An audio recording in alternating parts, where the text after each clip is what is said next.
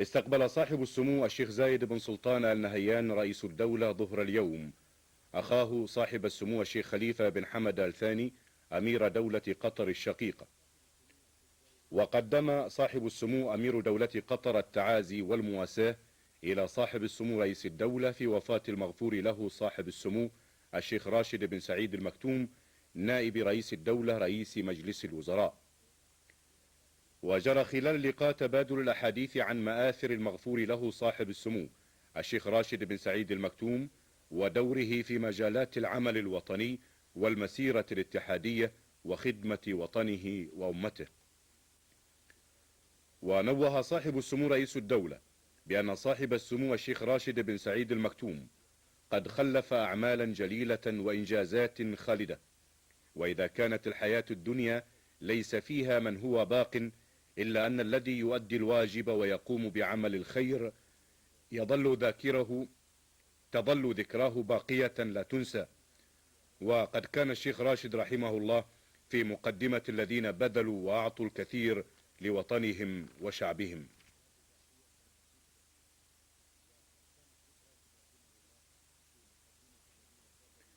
وحضر اللقاء صاحب السمو الشيخ حمد بن محمد الشرقي عضو المجلس الأعلى حاكم الفجيرة، وصاحب السمو الشيخ خليفة بن زايد آل نهيان ولي العهد نائب القائد الأعلى للقوات المسلحة،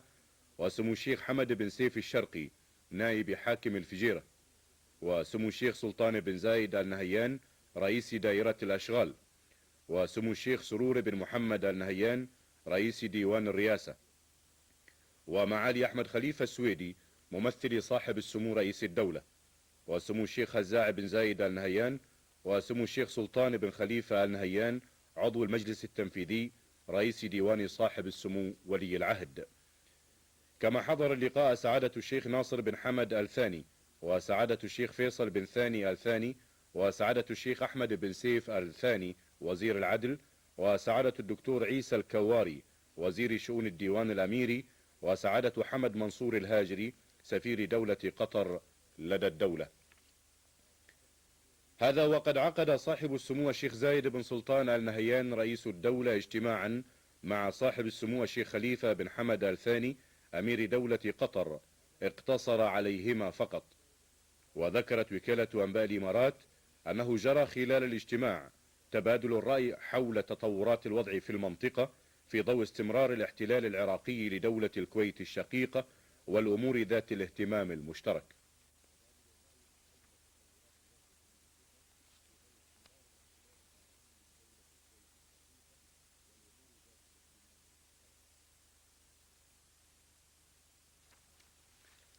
هذا وقد أقام صاحب السمو الشيخ زايد بن سلطان آل نهيان ظهر اليوم مأدبة غداء تكريما لصاحب السمو الشيخ خليفة بن حمد آل ثاني، وحضر المأدبة صاحب السمو الشيخ حمد بن محمد الشرقي وصاحب السمو الشيخ خليفة بن زايد آل نهيان وعدد من أصحاب السمو الشيوخ والمعالي الوزراء وكبار المسؤولين وأعضاء الوفد المرافق لصاحب السمو أمير دولة قطر الشقيقة. هذا وقد غادر البلاد بعد ظهر اليوم صاحب السمو أمير دولة قطر الشقيقة بعد زيارة قصيرة لدولة الإمارات العربية المتحدة. وكان صاحب السمو رئيس الدولة في مقدمة مودعي صاحب السمو أمير دولة قطر. كما كان في الوداع صاحب السمو الشيخ حمد بن محمد الشرقي وصاحب السمو الشيخ خليفة بن زايد آل نهيان وسمو الشيخ سلطان بن زايد آل نهيان وسمو الشيخ سرور بن محمد آل نهيان ومعالي أحمد خليفة السويدي وسمو الشيخ هزاع بن زايد آل نهيان